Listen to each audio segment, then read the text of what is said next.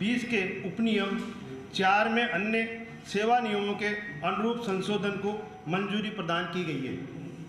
इन संशोधनों के पश्चात न्यायालयों के उन लिपिक वर्गीय कर्मियों को राहत मिलेगी जो 2 से अधिक संतान होने के कारण पदोन्नति से वंचित हो गए थे।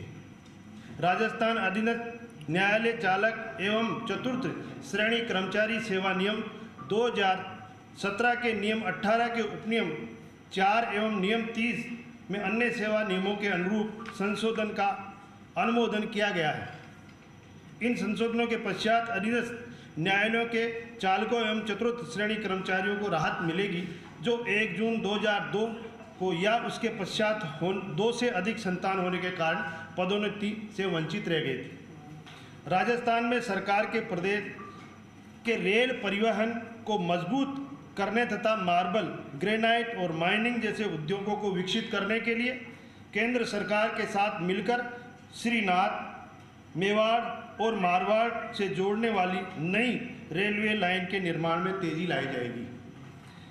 इसके लिए आज कैबिनेट में महत्वपूर्ण फैसला लेते हुए राजसमंद के उपखंड राजसमंद, देवगढ़, नाथद्वारा एवं आमेट की कुल रकबा 42.15 क्षेत्र हेक्टेयर भूमि नाथद्वारा, देवगढ़, मदारिया, आमान परिवर्तन परियोजना हेतु रेलवे मंत्रालय को आवंटित की गई है। कांग्रेस ने यहाँ भी राजनीति की और कांग्रेस के नेताओं ने इस कार्य के लिए पिछली सरकार के दौरान जमीन आवंटन नहीं होने दी थी। इसलिए आज ये महत्वपूर्ण फैसले लिए गए। मैं निवेदन करूंगा आपसे कि आप आगे की। मित्रों, बहुत बहुत नमस्कार। हमारे उप मुख्यमंत्री डॉक्टर प्रेम सिंह जी बैरवा ने कर्मचारी कल्याण के संबंध में वर्तमान यशस्वी मुख्यमंत्री बंदरलाल जी के नेतृत्व में जो भाजपा सरकार का कार्यकाल प्रारंभ हुआ है, तब से लगाकर अनेक फैसले हमारे कर्मचारियों के हित में वर्तमान सरकार ने किए। उससे संबंध में ही डॉक्टर प्रेम सिंह जी ने आपके सामने 3 फैसले की जानकारी दी।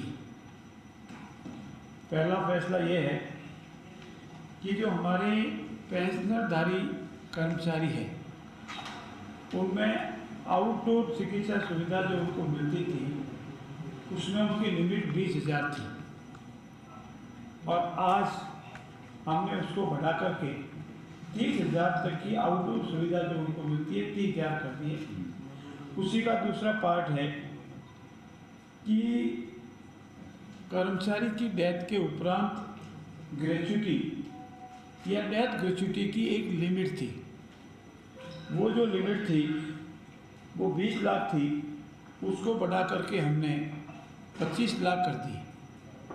अब किसी कर्मचारी की डेथ पर उसको ग्रेच्युटी या डेथ ग्रेच्युटी जो मिलेगी वो 25 लाख मिलेगी 20 लाख के स्थान पर। और तीसरा आपको जानकारी दी है, जैसा कि केंद्र सरकार के कार्मिक जो है, कर्मचारी जो है, केंद्र सरकार के जो विभाग में काम करने वाले हमारे जो साथीगण हैं, उनकी तरह उनको 10 वर्षों तक डेथ के बाद में पारिवारिक पेंशन मिलती थी। वो सेम स्कीम हमने राजस्थान में लागू की है और हमारे राजस्थान सरकार के कर्मचारियों की डेथ के उपरांत फैमिली पेंशन जो मिलती है वो 10 वर्षों तक बढ़ी हुई मिलेगी। ये हमारे कर्मचारियों के हित में एक ऐतिहासिक फैसले वर्तमान सरकार ने लिए, आपकी कैबिनेट ने उसको अप्रूव किया है। और इससे हमारे कर्मचारियों में एक जो बात बार बार आती थी केंद्र सरकार में इतना मिलता है, हमको कम मिलता है, हमने उसी तर्क पर आज ये फैसला किया, इसके अप्रूव किया है। 2 विशेष तथ्य भी आपको हमारे डॉक्टर प्रेम सिंह जी ने बताए हैं कि लंबे समय से 2002 से हमारे जो जिला न्यायालय के कर्मचारी, उसमें 2 वर्ग है, एक हमारा लिपिक वर्ग है और एक हमारा चतुर्थ श्रेणी कर्मचारी और हमारे ड्राइवर कैडर के कर्मचारी। उन दोनों वर्ग के कर्मचारियों को 2 से अधिक संतान होने पर प्रमोशन का लाभ नहीं मिलता था या और फायदे नहीं मिलते थे। अब हमने ये नियम किया है कि 2 से अधिक संतान होने पर भी उनको प्रमोशन या अन्य जो लाभ मिलते हैं वो लाभ मिलते रहेंगे। इसमें पूर्व का जो नियम था अब प्रमोशन में आड़े नहीं आएगा, संतान 2 या उससे अधिक कितनी भी हो जाएगी। ये 3 जो महत्वपूर्ण फैसले हैं वो कर्मचारियों के हित में, क्योंकि हमारी सरकार आम जन के साथ ही साथ कर्मचारियों की भी हितैषी है और कर्मचारी हमारे सरकार के अंग हैं।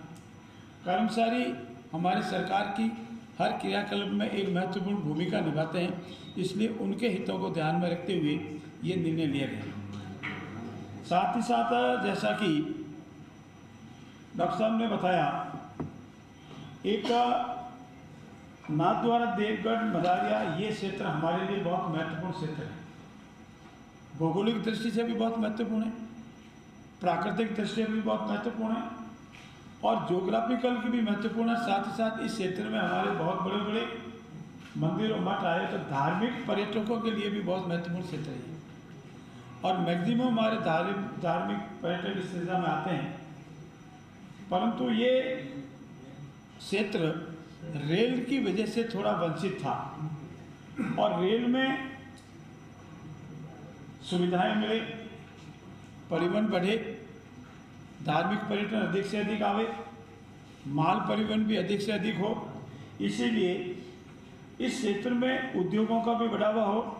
इसीलिए रेल संबंध में जो हमारे रेलवे को जमीन आमान परिवर्तन के लिए जमीन की आवश्यकता थी और पूर्ववर्ती कांग्रेस सरकार ने जानबूझ करके इसको अटकाए रखा। आज हमने उनको करीब 42 हेक्टेयर से अधिक भूमि रेलवे को इस आमान परिवर्तन के लिए, रेल वर्दी के लिए, रेल की लाइनें बिछाने के लिए जो भी उनकी योजना है उसके अनुसार उनको आवंटित करने का निर्णय लिया है और इससे रेलवे का नेटवर्क बढ़ेगा, आवागमन बढ़ेगा, रेल पटरियाँ लगेगी और धार्मिक स्थल बढ़ने के साथ ही साथ इस क्षेत्र में जो ग्रेनाइट है, जो एक्सपोर्ट के लिए सबसे महत्वपूर्ण क्षेत्र है हमारा नाथद्वारा इधर क्षेत्र, आप समझते हैं इसका वर्ल्ड वाइड इफेक्ट होता है और उससे हमारे उद्योगों को भी फायदा मिलेगा और पर्यटकों को भी फायदा मिलेगा और राजस्थान सरकार को भी फायदा मिलेगा और केंद्र सरकार का नेटवर्क बढ़ेगा। मित्रों, सौर ऊर्जा हमारे राजस्थान के लिए सबसे महत्वपूर्ण है। हम बार बार आपके सामने आते हैं तो बताते हैं कि हमारा लक्ष्य है कि सन 2025 तक हम हमारे काश्तकारों को दिन में बिजली उपलब्ध करावे कृषि के लिए। अभी हम दिन में बिजली पूर्ण तरह से काश्तकारों को उपलब्ध नहीं करा पा रहे हैं और कुछ व्यवधान हमारे घरेलू जो उपभोक्ता है उसमें कभी कभी हो जाता है। हमारा सबका एक लक्ष्य है कि हम सब मिलकर के बिजली का इतना अधिक उत्पादन करें कि हम बिजली उत्पादन में सरप्लस राज्य बन जावे, जितनी हमारी आवश्यकता उससे अधिक बिजली उत्पादित करें, जहाँ इसका संग्रह होता है वहाँ संग्रह करें और आवश्यकता पड़ जाए तो विक्रय भी करें। इसलिए विभिन्न बिजली कंपनियों को सौर ऊर्जा के लिए ज़मीन आवंटन के अनेक विषय थे, वो हमने आज निर्णय लिए हैं और अलग अलग 400 मेगावाट के, 1500 मेगावाट के बिजली उत्पादन की कंपनियों को हमने ज़मीन आवंटन के निर्णय लिए हैं। और कांग्रेस सरकार ने हमारी जो डिस्कॉम की तीनों कंपनियां हैं उसकी हालत पूर्ण रूप से पतली कर रखी थी और हमने विधानसभा में और अन्यत्र हमारे मंत्री जी ने हमने आपको जानकारी भी दी कि करीब 90,000 करोड़ का घाटा पूर्ववर्ती कांग्रेस सरकार हमारे ऊपर डाल के गई थी, उसको भी हमको पूरा करना है। बिजली कंपनियों को आर्थिक हालत पुनः ठीक करनी है, लाभ की स्थिति में उनको लाना है। चाहे काश्तकार है, चाहे उद्योगपति है, चाहे घरेलू उपभोग करने वाला हमारा उपभोक्ता है, उन सबको भी बिजली के रूप में पूर्ण रूप से आत्मनिर्भर कर संतुष्ट करना है। घरेलू उपभोक्ता कभी 24 घंटे बिजली नहीं जावे, ये हमारा संकल्प है और हमारे कोशिश करेंगे, हम धीरे धीरे कई संकल्प को पूरा करेंगे। हमारे काश्तकार को दिन में खेती के लिए बिजली उपलब्ध हो वो कोशिश करेंगे।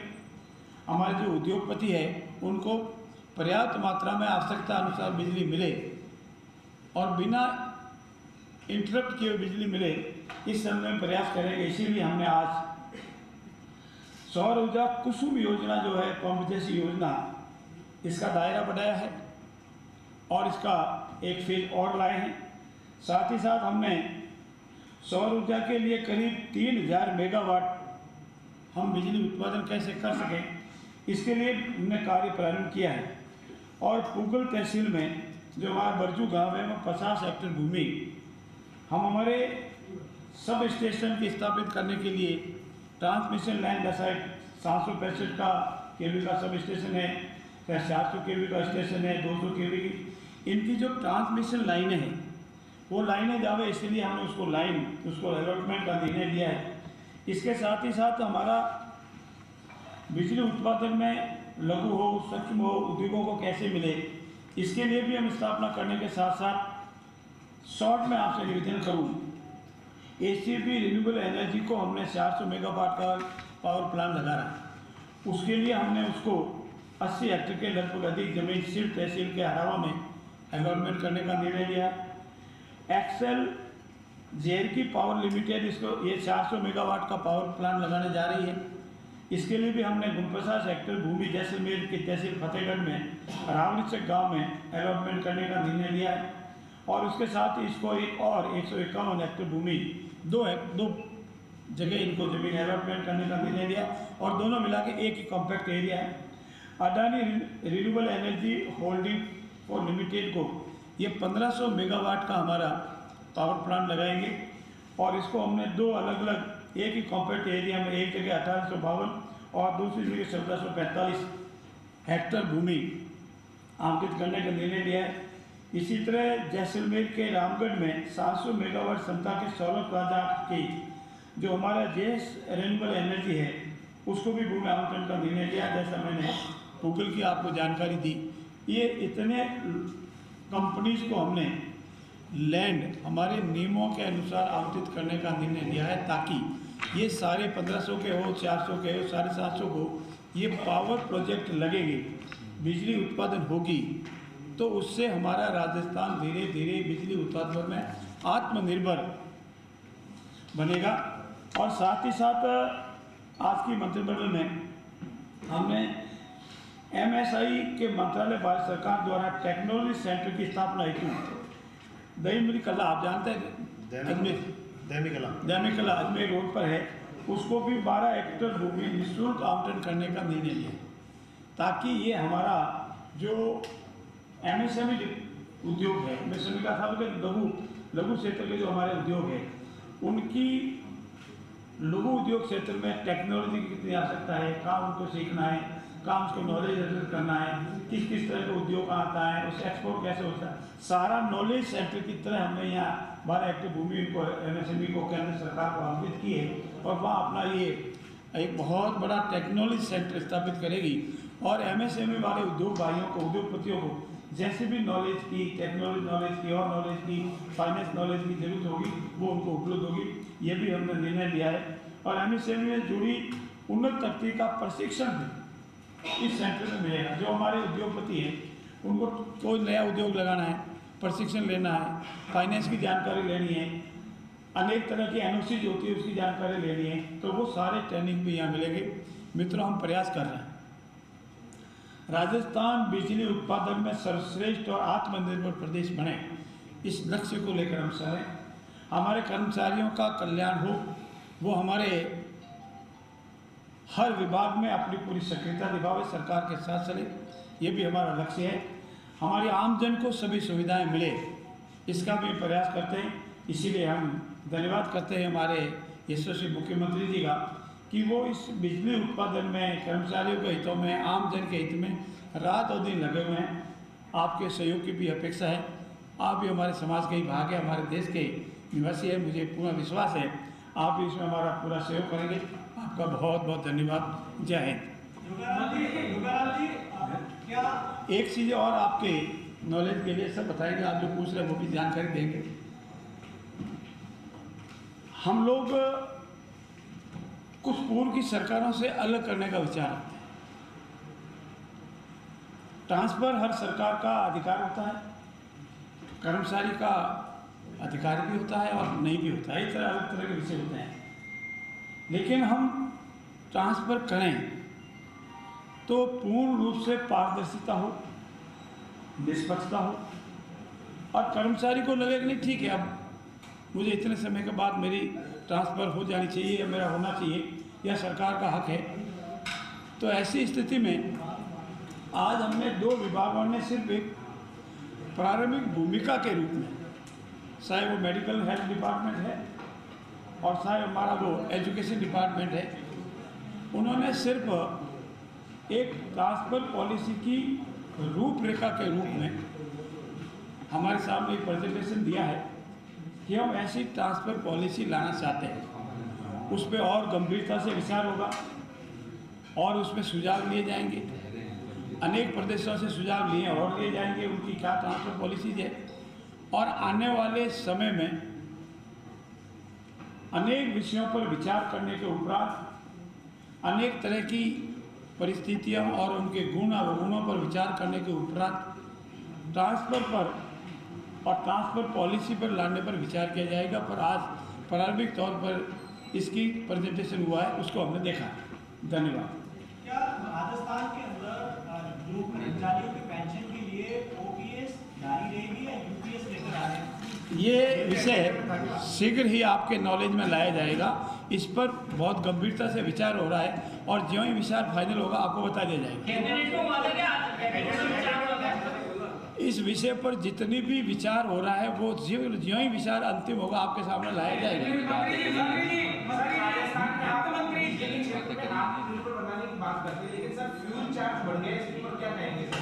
देखिए, फ्यूल चार्ज क्यों बढ़ा, कैसे बढ़ा, ये भी अपने आप में एक बहुत बड़ा विषय है। 90,000 करोड़ का घाटा पूर्ववर्ती सरकार दे के गई है।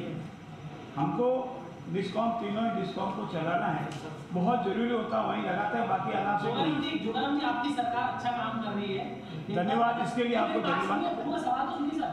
मेरा सवाल ये है कि सर वैचारिक मुद्दों पर आप ऐसे कैसे पीछे हट रहे हैं कि ब्रज कोष के अंदर जो संत ने आत्महत्या की थी, आपकी सरकार है, अधिकारी आपको बताते ही नहीं है, वहाँ पे एफआईआर लगा रहे हैं। जब पूरी सोशल मीडिया पर 2 दिन चला जबरा कर ये। मैं आपकी बात का जवाब दूं। इन्वेस्टिगेशन एजेंसी जो होती है वो पुलिस की निर्भीक और निष्पक्ष होती है। एक मिनट सुनिए, पूरा सुन ले फिर आप क्वेश्चन करेंगे। मुझे पता है मैं जवाब क्या देना। हो सकता है किसी पक्ष को वो पसंद ना हो, किसी पक्ष को पसंद नहीं हो सकता है, वो निष्पक्ष और निर्भीक भी नहीं हो, हर परिस्थिति में होती है। जो विषय आपने बताया है इस पर विचार हो रहा है और उस स्तर पर विचार हो रहा है, उसका निर्णय होगा। हाँ बताओ। नहीं बच्चे थे, एक मिनट पूछना चाह रहा था। आप लिख पहले थे 2027 में दोपहर में बिजली देने की साल, अब 25 लेकर आगे 25 में दे देंगे। और दूसरी बात है कि इसमें निजीकरण की तरफ ज़्यादा जा रहा है। अडानी को इतनी बड़ी जमीन दे दी जिससे बिजली देगी। देखिए, अडानी ग्रुप पहले से कांग्रेस सरकार के कार्यकाल से काम कर रहा है। जमीन नहीं देंगे तो बिजली उत्पादन कहाँ करेंगे? ये सौर ऊर्जा की बिजली है, इसमें किसी को प्राइवेटेशन का विषय नहीं है। बिजली उत्पादन करानी है तो कोई न कोई प्रोजेक्ट तो आएगा ही। बिजली दी है, बड़े निर्णय तो अडानी के पक्ष में गया है। बड़े निर्णय नहीं है, जो भी इससे पहले भी मैंने पिछली कॉन्फ्रेंस में आपको बताया था कि इनको जमीनें दी हैं और आपको और जमीनें भी देंगे। इसके मेरिट के आधार पर देते हैं, किसी का पक्ष और विपक्ष नहीं। कर्मचारी और ड्राइवर है जिनको पदोन्नति का लाभ मिल पाएगा इस निर्णय से। हाँ, मिल पाएगा। संख्या देखिए, संख्या निश्चित तौर पर भी नहीं बता सकते, लेकिन सिर्फ इस वजह से कि उनके 2 से अधिक संतान हैं, वो जो डिबार हो रहे वो रास्ता उनका खोल दिया। फाइनेंस मिनिस्टर ने कहा है, फाइनेंस मिनिस्टर ने एक स्टेटमेंट दिया है कि ये यूपीएस जो है वो स्टेट्स की मर्जी है, वो इसको लागू करें। मैंने आपसे मैंने आपसे निवेदन किया, गंभीरता से विचार हो रहे हैं, विचार के उपरांत जो भी निर्णय आएगा आपको बता दिया जाएगा। करने के लिए विचार हो रहा है, कुछ बातें हो रही है वो शीघ्र ही बताई जाएगी। सारे कर्मचारियों को फायदा मिलेगा क्या रोशनदान से?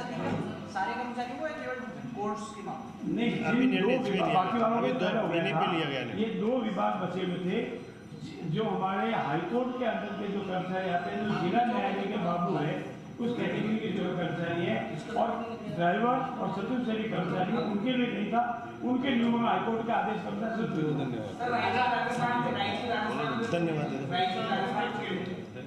राजीव राजस्थान पे कार्रवाई चले, शीघ्र आपको बताया जाएगा। बहुत बहुत धन्यवाद। एक सवाल और है। हाँ, रंजित बता।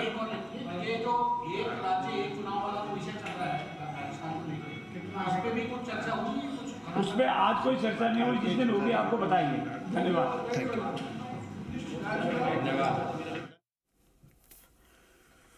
तो ये अहम बैठक के बाद ब्रीफिंग और बताया क्या कुछ फैसले लिए गए इस बैठक में। संसदीय कार्य मंत्री जोराराम कुमावत बता रहे थे कि क्या कुछ इस बैठक में फैसले लिए गए। जोगाराम पटेल ने बोला कि हम लोग पहले की सरकारों से कुछ अलग करना चाहते हैं। ट्रांसफ़र पुलिसों को लेकर जोगाराम पटेल ने भी कहा, ट्रांसफ़र सरकार और कर्मचारी का हक है। चिकित्सा विभाग और शिक्षा विभाग में ट्रांसफ़र पॉलिसी, आज की बैठक में पॉलिसी की रूपरेखा पर चर्चा हुई। एमएसएमई को बढ़ावा देने के लिए भी बताया। दहमी कलाम में 12 हेक्टेयर भूमि आवंटित हुई। ट्रांसफरों को लेकर जोगाराम पटेल ने कहा, तबादला करें तो पूरी पारदर्शिता निष्पक्षता से करें। चिकित्सा शिक्षा विभाग ने तबादलों को लेकर प्रेजेंटेशन भी दिया। आने वाले दिनों में तबादला नीति लागू की जाएगी। ओपीएस और यूपीएस को लेकर भी कहा कि जो भी विषय होगा उसे जल्द साफ किया जाएगा। कैबिनेट के फैसलों पर ये प्रेस ब्रीफिंग की गई। बड़ी खबर टीवी स्क्रीन पर।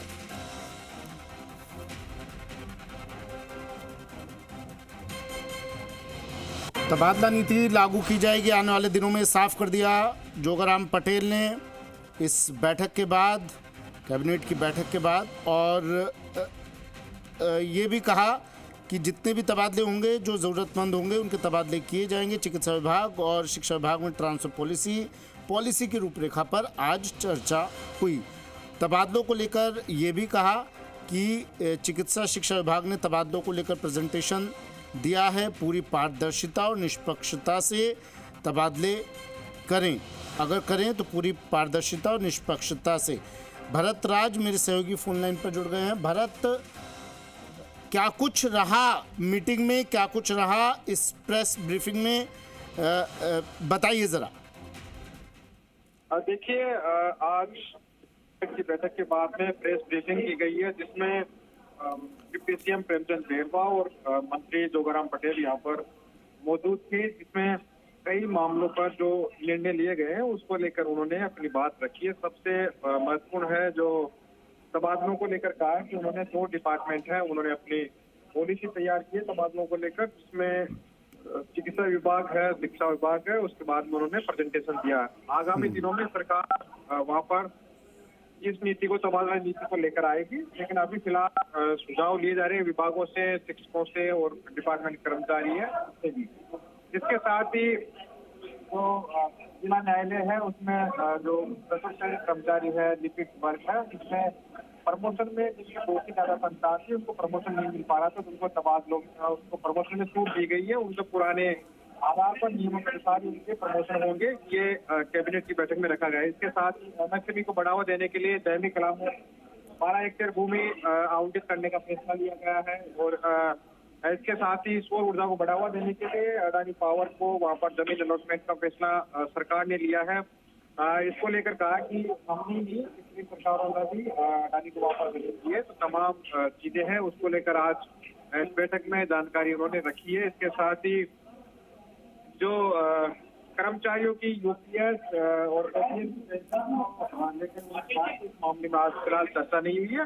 भविष्य में अगर ऐसी कोई चर्चा होती है तो सबके सामने रखा जाएगा। इसके साथ ही आरजीएसएस के जो कर्मचारी आउटडोर ट्रीटमेंट लेते थे उनकी सीमा को 20,000 से बढ़ाकर 30,000 किया गया है। तो ये महत्वपूर्ण निर्णय है कैबिनेट की बैठक में लिया गया। इसके साथ ही राजसमंद, देवगढ़, आमरेट, मलारिया में जो रेलवे को लाइन थी उसके लिए जमीन आवंटित की गई है और रेल बिछाने का एक जमीन। चलिए, शुक्रिया भरत तमाम जानकारी के लिए।